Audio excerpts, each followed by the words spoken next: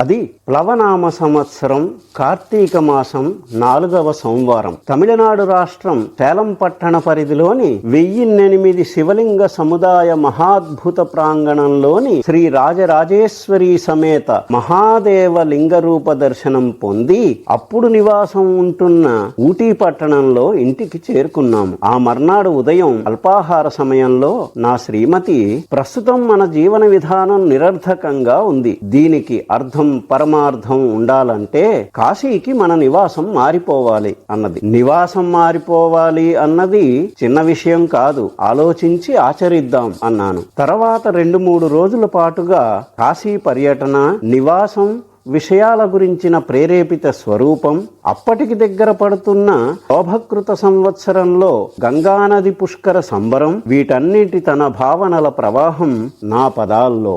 కనుల నిండ కాంతి కొండగా కాశీపురియుండగా, కాశీపురియుండగా,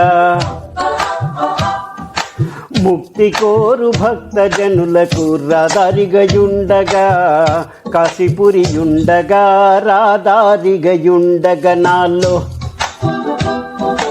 కనుల నిండ కాంతి కొండగా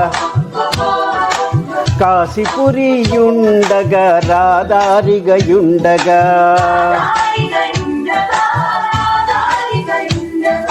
సోయగాల సోదరిలందరూ సమయోగపు సంధ్యల నమరా, గంగమ్మది గంతులు వేయగా, పుష్కరుడది పుడమిన చేరగా, రాదారిగయుండగా, కాశీపురియుండగా నాలో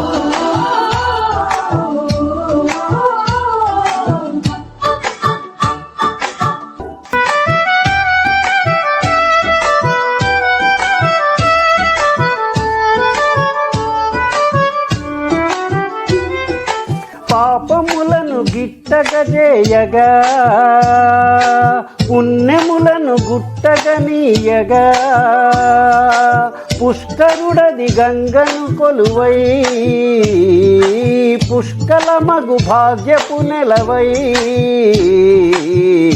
కాశీపురియుండగా, రాదారిగయుండగా నాలో